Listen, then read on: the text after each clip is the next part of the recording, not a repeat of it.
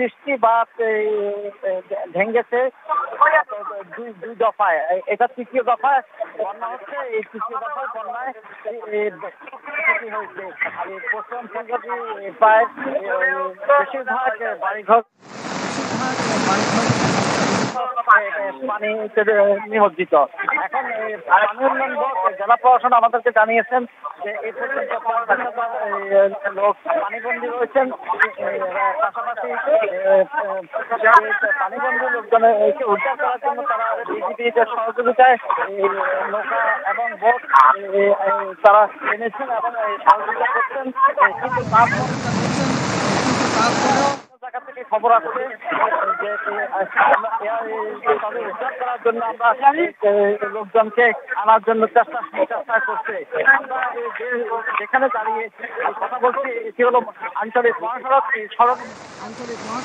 সড়কে পানি আছে কম পরিমাণ, কোথাও হাঁটুর পরিমাণ, এবং পাশাপাশি ঘর বাড়িগুলো ডুবে গিয়েছে। এমন অবস্থায় প্রচুর বড় ক্ষয়ক্ষতির আশঙ্কা।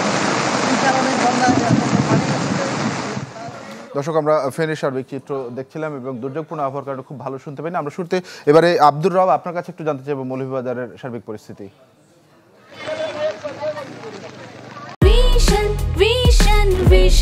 100% কপার কন্ডেন্সারে তৈরি ভিশন ফ্রিজ, তাই গুণে মানে অটুট থাকে বছরের পর বছর। জি তানভীর, মৌলভীবাজারে আসলে অতিবৃষ্টি এবং উজানের ঢলে সবকটি নদ নদীর পানি ব্যাপকভাবে বৃদ্ধি পেয়েছে এবং সবকটি নদ নদীর পানি বিপদসীমার উপর দিয়ে প্রবাহিত হচ্ছে।